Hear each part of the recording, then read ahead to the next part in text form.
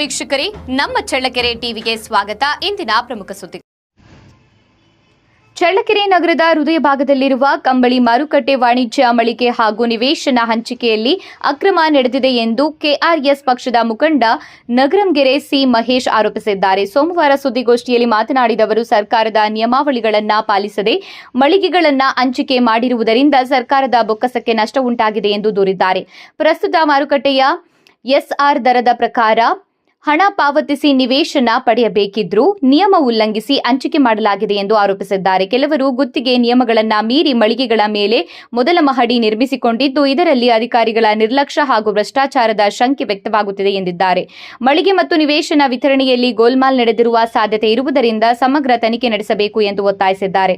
ಸರ್ಕಾರದ ಆದಾಯಕ್ಕೆ ಹಾನಿ ಉಂಟು ಮಾಡಿದ ಅಧಿಕಾರಿಗಳು ಹಾಗೂ ಸಂಬಂಧಪಟ್ಟವರ ವಿರುದ್ಧ ಕಠಿಣ ಕ್ರಮ ಕೈಗೊಳ್ಳಬೇಕು ಎಂದು ಆಗ್ರಹಿಸಿದ್ದಾರೆ.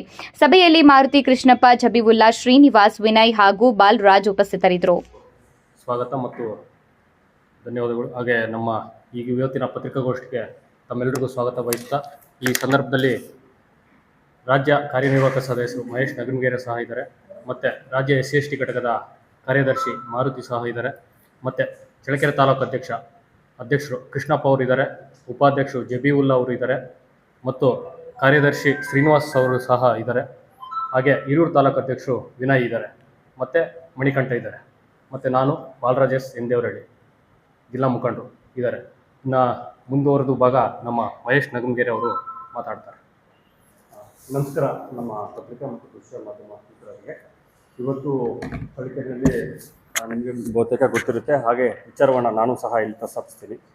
ಈಗ ನಮ್ಮ ಚಳ್ಳಕೆರೆ ಒಂದು ಕೆಲವು ಹಿಂದುಳಿದ ಪ್ರದೇಶ ಆಗಿರೋದ್ರಿಂದ ಕೈಮಗ್ಗ ಮತ್ತು ಉಣ್ಣೆ ಮಾರಾಟ ಮಾಡುವಂಥ ಮಳಿಗೆ ಇದೆ. ಅದು ಬಹುತೇಕ ಬಹಳ ವರ್ಷಗಳಿಂದ ನಡ್ಕೊಂಬರ್ತಾ ಇದೆ.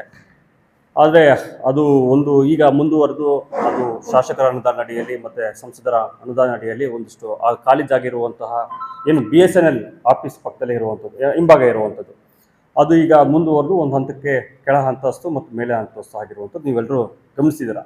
ಆದರೆ ಈಗ ನನಗಿಲ್ಲಿ ಹೇಗೆ ಅನ್ನಿಸ್ತಾ ಇದೆ ಅಂತಂದರೆ, ಈಗ ಸರ್ಕಾರಕ್ಕೆ ಬರುವಂತಹ ರಾಯಲ್ಟಿ ಟ್ಯಾಕ್ಸ್ ಅಂದರೆ ಯಾವುದೇ ರೀತಿಯಾದಂತಹ ಗುತ್ತಿಗೆ ಪಡುವಂತಹ ಹಣ ಆಗಿರಲಿ ಅಥವಾ ಅದಕ್ಕೆ ಬರುವಂತಹ ತೆರಿಗೆ ಹಣ ಆಗಲಿ, ಅದು ಒಂದು ಸರ್ಕಾರಕ್ಕೆ ಬಂದರೆ ಒಂದಿಷ್ಟು ಸರ್ಕಾರಕ್ಕೆ ಲಾಭ, ಅಥವಾ ಇಲ್ಲಿಯ ಖಾಸಗಿ ಸಂಸ್ಥೆಗಳಾದಂತಹ ಸರ್ಕಾರ ಸಂಸ್ಥೆಗಳಾದಂತಹ ನಗರಸಭೆಗಳು ಬರುವಂಥ ಸಂದರ್ಭ ಅದಕ್ಕೆ ಒಂದಿಷ್ಟು ಅನುದಾನ ಬಂದಂಥಲ್ಲಿ ಬೇರೆ ಅಭಿವೃದ್ಧಿ ಕೆಲಸಗಳಿಗೆ ಒಂದಿಷ್ಟು ಆಗುವಂಥ ಕೆಲಸ. ಆದರೆ ಇಲ್ಲಿ ನಮಗೆ ಅನಿಸ್ತಾ ಇರೋದು ಏನಂದರೆ, ನಗರಸಭೆಯಲ್ಲಿ ಈಗ ಅದು ಸ್ಕ್ವೇರ್ ಮೀಟರ್ ಆಲ್ಮೋಸ್ಟ್ 400 ಎಷ್ಟು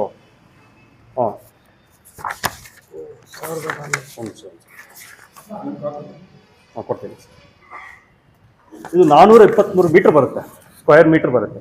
423 ಮೀಟರ್ ಸ್ಕ್ವೇರ್ ಮೀಟರ್ ಏನಾಗುತ್ತೆ, ಅದು ನಮ್ಮ ಇವಾಗ ಅಟ್ ಪ್ರೆಸೆಂಟ್ SR ವ್ಯಾಲ್ಯೂ ಏನಾಗುತ್ತೆ 18,000 ರೂಪಾಯಿಗಳ ಮಾರ್ಕೆಟ್ ವ್ಯಾಲ್ಯೂ ಇದೆ. ಇದು ಇಷ್ಟು ಈಗ ಇವತ್ತಿನ ಸಂದರ್ಭದಲ್ಲಿ. ಆದರೆ ಇದು ಒಂದು ವ್ಯಾಲ್ಯೂ ಏನಾಗುತ್ತೆ, ಒಂದು 79 ಲಕ್ಷ ರೂಪಾಯಿ ಆಗುವಂತ ಆಗುತ್ತೆ. ಸರ್ಕಾರದ ಒಂದು ಸೌಮ್ಯದ ಕಟ್ಟಡ ಒಂದು ವ್ಯಾಲ್ಯೂ 18,000 ರೂಪಾಯಿಗೆ ನಾವು ತೆಗೆದುಕೊಳ್ಳೋದಾದರೆ 79 ಲಕ್ಷ ರೂಪಾಯಿಗಳು ಆಗ್ತದೆ. ಆದರೆ ಇದನ್ನ ಅಲ್ಲಿಯ ಅಂದರೆ ಕೈಮಗ್ಗದ ಉಣ್ಣೆ ಮಾರಾಟ ಮಳಿಗೆಯ ಅಧ್ಯಕ್ಷರುಗಳು ಮತ್ತು ಅಲ್ಲಿಯ ಪದಾಧಿಕಾರಿಗಳು ಒಂದು DC ಅವರಿಗೆ ಮತ್ತು ಸರ್ಕಾರಕ್ಕೆ ಮನವಿ ಮಾಡ್ತಾರೆ, ಇದನ್ನು ನಮಗೆ ಏನು ಹೇಳ್ತಾರೆ ಲೀಸಿಗನ್ನು ಮಾಡಿಕೊಡಿ ಅಂತ ಒಂದು ಪ್ರಸ್ತಾಪವನ್ನು ಸಲ್ಲಿಕೆ ಮಾಡುವಂಥ ಸಂದರ್ಭದಲ್ಲಿ ಒಂದಿಷ್ಟು ಅವರು ಸಾಕಷ್ಟು ವರ್ಷಗಳಿಂದ ಅದನ್ನು ಅನುಭವಿಸ್ಕೊಂಡು ಬಂದಿರೋದ್ರಿಂದ ಅದಾಗಿದೆ. ಇದು ಜಿಲ್ಲಾಧಿಕಾರಿಗಳು ಇದಕ್ಕೆ ಸರಿಯಾದ ರೀತಿಯಾದಂಥ ಉತ್ತರವನ್ನು ಕೊಡ್ತಾರೆ.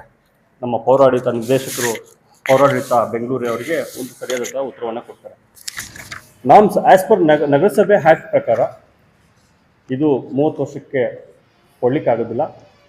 ನಂತರ ಇದು ವೈಲೇಷನ್ಸ್ ಆಗಿರೋದ್ರಿಂದ ಇದನ್ನು ನಾವು ಮಾಡಲಿಕ್ಕೆ ಆಗೋದಿಲ್ಲ ಅನ್ನುವಂಥದ್ದನ್ನ ಸ್ಪಷ್ಟವಾಗಿ ಅವರು ಮೆನ್ಷನ್ ಮಾಡಿ ಕೊಡ್ತಾರೆ. ಈ ಎಲ್ಲ ವಿಚಾರವನ್ನು ಸಂಪೂರ್ಣವಾಗಿ ಅವರು ಏನು ನಿರ್ದೇಶಕರು ಪೌರಾಡಳಿತ ಅವರಿಗೆ ತಿಳಿಸಿರ್ತಾರೆ. ಏನಂತ, ಈ ಕರ್ನಾಟಕ ಸಹಕಾರ ಖಾತೆಯೇತರ ಉಣ್ಣೆ ಕೈಮಗ್ಗ ಮತ್ತು ನೇಕಾರ ಮಹಾಮಂಡಳಿ ನಿಯಮಿತ ಇವರಿಗೆ ಈ ದರದಲ್ಲಿ ನೀಡಿರುವಂಥ ಪ್ರಸ್ತಾವನೆಯನ್ನು ಪರಿಗಣಿಸಲು ನಿಯಮಗಳಲ್ಲಿ ಅವಕಾಶ ಇರಲ್ಲ ಅಂತ ಅವ್ರು ನೇರವಾಗನೇ ಹೇಳ್ತಾರೆ. ಅದಾಗಿ ಈಗ ಏನಾಗಿದೆ, ಸಂಪುಟ ಸರ್ಕಾರದಲ್ಲಿ ಈ ವಿಚಾರವನ್ನು ಅಲ್ಲಿ ಪ್ರಸ್ತಾವನೆ ಆಗುತ್ತೆ. ಪ್ರಸ್ತಾವನೆ ಆದಂಥ ಸಂದರ್ಭದಲ್ಲಿ ಅಂದರೆ 79 ಲಕ್ಷ ರೂಪಾಯಿಗಳಿಗೆ 10ರಷ್ಟು ಮಾತ್ರ ಹಣವನ್ನು ಕಟ್ಟಿಸ್ಕೊಳ್ಳಿ ಅಂತ ಸಂಪುಟ ಸಚೇರಿನಲ್ಲಿ ಆಗುತ್ತೆ. ಅಲ್ಲಿಗೆ 7,90,000 ಆಸುಪಾಸಿನಲ್ಲಿ ಬರುತ್ತೆ. 7,90,000 ಅದು ಅದಕ್ಕೆ 18% ಆಫ್ GST ಟ್ಯಾಕ್ಸ್ ಬರುತ್ತೆ. ಅದಕ್ಕೆಲ್ಲವೂ ಸೇರಿ 8 ಲಕ್ಷ ಸಮಥಿಂಗ್ ಬರುತ್ತೆ. ಅಂದರೆ ಒಟ್ಟಾರೆ ನೋಡಿ, ಈಗ 79-80 ಲಕ್ಷ ರೂಪಾಯಿ ಹಣ ಕೇವಲ 8-10 ಲಕ್ಷ ರೂಪಾಯಿ ಕಟ್ಸ್ಕೊಂಡ್ರೆ ಈ ಸರ್ಕಾರ ಕೂಡ ಇದರಲ್ಲಿ ಎಷ್ಟು ಇನ್ವಾಲ್ವ್ಮೆಂಟ್ ಆಗಿದೆ ಅನ್ನುವಂಥದ್ದು. ಸರ್ಕಾರದಲ್ಲಿ ಸಂಪುಟ ಸಭೆಯಲ್ಲಿ ಚರ್ಚೆ ಮಾಡುವಾಗ ಸಂದರ್ಭದಲ್ಲಿ ಸರ್ಕಾರಕ್ಕೆ ಬರುವಂತಹ ಆದಾಯವನ್ನೇ ಕಡಿತಗೊಳಿಸಿರುವಂಥ ಇವು ಶಾಮೀಲಾಗಿರುವಂತಹ ಶಾಸಕರುಗಳು ಸಂಪುಟ ಸಭೆಯಲ್ಲಿ ಇವರು ಚರ್ಚೆ ಮಾಡಿ ಸರ್ಕಾರಕ್ಕೆ ಬೊಕ್ಕಸಕ್ಕೆ ನಷ್ಟ ಮಾಡಿದ್ದಾರೆ. ಅದರಂತೆ ಏನಾಗಿದೆ, ಅಗ್ರಿಮೆಂಟ್ ಅನ್ನ ಆಗುತ್ತೆ. ಏನಂತ ಅಗ್ರಿಮೆಂಟ್ ಆಗುತ್ತೆ, ಇದು ಹೇಗೆ ಸರ್ಕಾರದ ನಡವಳಿ ಪ್ರಕಾರದ ಆದೇಶಿಸಿದಂತೆ 10% ಇದು ಹಣವನ್ನು ತೆಗೆದುಕೊಂಡು ಗುತ್ತಿಗೆಯ 30 ವರ್ಷಗಳ ಅವಧಿಗೆ ಗುತ್ತಿಗೆಯನ್ನು ಮಾಡಿಕೊಡಿ ಅಂತ ಆಗುತ್ತೆ. ಆದರೆ ಇಲ್ಲಿ ಸರ್ಕಾರಕ್ಕೆ 60-70 ಲಕ್ಷ ರೂಪಾಯಿ ನಷ್ಟ ಆಗುತ್ತೆ. ಯಾಕೆ ನಷ್ಟವನ್ನು ಮಾಡ್ತಾ ಇದ್ದಾರೆ? ಹಂಗಾರೆ ನಮ್ಮನ್ನ ಆಡಳಿತ ಮಾಡ್ತಕ್ಕಂಥ ಸರ್ಕಾರಗಳು ಬರುವಂತ ಆದಾಯವನ್ನು ಯಾಕೆ ಇವರು ಕುಂಠಿತಗೊಳಿಸ್ತಾ ಇದ್ದಾರೆ? ಇವರು ಇಚ್ಛಾಶಕ್ತಿ ಏನು? ಇದು ಟೋಟಲಿ ಸರ್ಕಾರಗಳು ಸಹ ಈ ಭ್ರಷ್ಟಾಚಾರದಲ್ಲಿ ತೊಡಗಿರುವಂತ ನೇರವಾಗಿ ಕಾಣ್ತಾ ಇದೆ. ಇದಕ್ಕೆ ಪೂರಕವಾಗಿ ಇದಾದ ನಂತರ ನಗರಸಭೆ ಈಗ ನೂತನ ಆಯುಕ್ತರಾದಂತಹ ಶ್ರೀಮತಿ ಡಾಕ್ಟರ್ ನಾಗವೇಣಿ ಅವರು ಬಂದಿದ್ದಾರೆ. ಅವರ ಒಂದು ಅಂದ್ರೆ ಅವ್ರು ಬಂದಂತ ಅವಧಿಯಲ್ಲೇ ಆಗಿರುವಂಥದ್ದು. ಅವ್ರು ಬಂದಂತ ಅವಧಿಯಲ್ಲಿ ಅಗ್ರಿಮೆಂಟ್ ಅನ್ನ ಆಗಿದೆ. ಏನಾಗಿದೆ, ಯಥಾಪ್ರಥ ಸರ್ಕಾರದ ನಡವಳಿ ಪ್ರಕಾರ ಏನಿದೆ ಆ ನಡವಳಿ ಪ್ರಕಾರ 10% ಹಣವನ್ನ ಪಾವತಿಸಿಕೊಂಡು ಏನು RTGS ಥ್ರೂ UTR ಪ್ರಕಾರವಾಗಿ ಏನೆಲ್ಲ ಆಗಬೇಕು ಅದೆಲ್ಲವೂ ಮಾಡಿದ್ದಾರೆ. ಆದರೆ ಇಲ್ಲಿ ಸಂಪೂರ್ಣವಾಗಿ ಹೇಳಿದರೆ ನೆಲ ಅಂತಸ್ತು ಮತ್ತು ಮಹಡಿ, 1ನೇ ಮಹಡಿ, ಮೊದಲನೇ ಅಂತಸ್ತಿನ ಹೈಡು ಇಲ್ಲಿ ಸಂಪೂರ್ಣವಾಗಿ ಹೇಳಿದ್ದಾರೆ.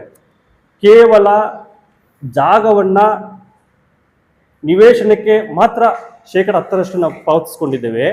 ಇನ್ನು ಉಳಿದಂತೆ ಮೊದಲ ಅಂತಸ್ತು ಮತ್ತು ಕೆಳಗಡೆ ಅಂತಸ್ತಿನ ನಾವು ಅಂದರೆ ಪಾಟಿದಾರರು ಅಲ್ಲಿಯ ಅಧ್ಯಕ್ಷರುಗಳು ಯಾರಿದ್ದಾರೆ ನಾವು ಅದಕ್ಕೆ ಮುಂದುವರೆದು ನಮ್ಮ ಬಂದಲ್ಲಿ ಪಾವತಿಸ್ತೇವೆ ಅಂತ ಹೇಳಿದ್ದಾರೆ. ಯಾಕೆ ಈ ರೀತಿ ಮಾಡಿದ್ದಾರೆ? ಈಗ ಯಥಾಸ್ಥಿತಿ ಸತ್ಯಾಂಶದಲ್ಲಿ ಏನಿದೆ ಅಧಿಕಾರ ತೆಗೆದುಕೋಬೇಕಾದ್ರು ಕಾಲು ನಿವೇಶನ ಎಲ್ಲಿದೆ?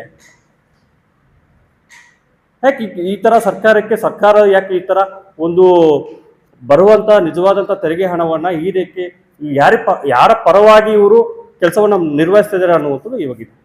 ಸರ್ಕಾರಕ್ಕೆ ಮೋಸ ಮಾಡೋದು ಒಂದು ರೀತಿ, ಈ ಕೊಡುವಂತಹ ವಿಚಾರಗಳು ಒಂದು ರೀತಿ ಇದೆ ಒಟ್ಟಾರೆ. ಹಾಗಾಗಿ ಈ ಮೂಲಕ ನಾನು ನೇರವಾಗಿ ಕರ್ನಾಟಕ ರಾಷ್ಟ್ರ ಸಮಿತಿ ಪಕ್ಷ, ಚಳ್ಳಕೆರೆ ತಾಲೂಕಿನ ಪದಾಧಿಕಾರಿಗಳು ಹಾಗೂ ನಾವೆಲ್ಲರೂ ಈ ವಿಚಾರವನ್ನು ಖಂಡಿಸ್ತಾ ಇದ್ದೇವೆ. ಸರ್ಕಾರ ಇದು ನೇರವಾಗಿ ಮೋಸವನ್ನು ಮಾಡಿ ಭ್ರಷ್ಟಾಚಾರ ಮುಳುಗಿದೆ ಅನ್ನೋದು ಸ್ಪಷ್ಟವಾಗಿ ಕಂಡಿದೆ. ಈ ಕೂಡಲೇ ಈ ಆದೇಶವನ್ನು ರದ್ದುಪಡಿಸಿ ಯಥಾಸ್ಥಿತಿ ನಮ್ಮ ನಗರಸಭೆಗೆ ಬರುವಂತಹ ಆದಾಯವನ್ನು ಏನಿದೆ SR ವ್ಯಾಲ್ಯೂ ಪ್ರಕಾರ ದಯವಿಟ್ಟು ಅದನ್ನು ಮಾಡಿಕೊಡ್ಬೇಕು ಅಂತ ಈ ಮೂಲಕ ಆಗ್ರಹಿಸ್ತಾ ಇದ್ದೀವಿ. ಇದು ಒಂದು ವಿಚಾರ. ನಗರಸಭೆಯಲ್ಲಿ ನೂತನ ಬಂದಂತಹ ಆಯುಕ್ತ ಶ್ರೀಮತಿ ನಾಗವೇಣಿ ಅವರಿಗೆ ಸಾಕಷ್ಟು ಒಳ್ಳೆ ಕೆಲಸಗಳು ಮಾಡಿದ್ದಾರೆ. ಅದ್ರ ಬಗ್ಗೆ ನಾವೇನು ಬೇರೆ ರೀತಿಯಾದಂತಹ ಅಭಿಪ್ರಾಯಗಳೇನಿಲ್ಲ. ಆದರೆ ರಾಜಕಾಲುವೆ ನೀವು ಗಮನಿಸಿರ್ತೀರ, ಆ ರಾಜಕಾಲುವೆನಲ್ಲಿ ಒಂದು ಬ್ರಿಡ್ಜ್ ಕನ್ಸ್ಟ್ರಕ್ಷನ್ ಆಗ್ತಾ ಇದೆ. ಅಂದ್ರೆ ಆ ಕಡೆಗೆ ನಿಮಗೆ ಗೊತ್ತಿದೆ, ರಾಜಕಾಲುವೆಯ ಮೂಲ ಸ್ವರೂಪವನ್ನು ಯಾವುದೇ ರೀತಿಯ ಅಡಚಣೆ ಮಾಡೋದಾಗ್ಲಿ ಅದನ್ನ ಡಿಸ್ಟರ್ಬ್ ಮಾಡೋದಾಗ್ಲಿ ಅವಕಾಶ ಇಲ್ಲ ಅನ್ನುವಂಥದ್ದು. ಹೇಗೆ ಅನುಮತಿಸಿದರು?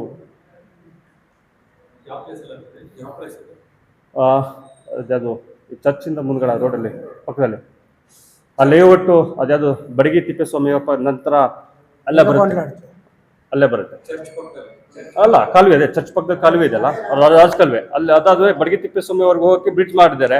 ತದರಂತೆ ಇನ್ನೊಬ್ರು ಬ್ರಿಡ್ಜ್ ಮಾಡ್ತಾ ಇದ್ದಾರೆ. ಆದ್ರೆ ಎಷ್ಟು ಬ್ರಿಡ್ಜ್ಗಳನ್ನು ಮಾಡ್ಕೊಡಕ್ಕೆ ಅವಕಾಶ ಇದೆ?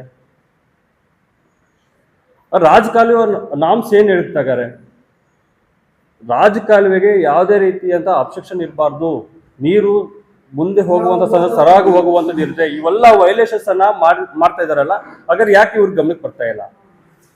ಒಂದು ವಿಚಾರ. ಅದಾದ ನಂತರ ಏನಾಗುತ್ತೆ, ಈ ರಾಜಕಾಲುವೆ ಈಗ ಹಿಂದೆ ಇರ್ತಕ್ಕಂಥ ಪೌರಾಡಳಿತರು, ಈಗಿರ್ತಕ್ಕಂಥ ಪೌರಾಡಳಿತರು ಮತ್ತು ಜಿಲ್ಲಾಧಿಕಾರಿಗಳು ಈಗಿರುವಂಥವ್ರು ಮತ್ತು ಹಿಂದೆ ಇಂಥವ್ರು 2021ರಲ್ಲಿ ನಗರಂಗೆರೆ ಕೆರೆಗೆ ಸಾಕಷ್ಟು ನೀರು ಕೊಳಚೆ ನೀರು ತುಂಬಿರುವಂತಹ ಪ್ರದೇಶಕ್ಕೆ ಭೇಟಿ ಕೊಟ್ಟ ಸಂದರ್ಭದಲ್ಲಿ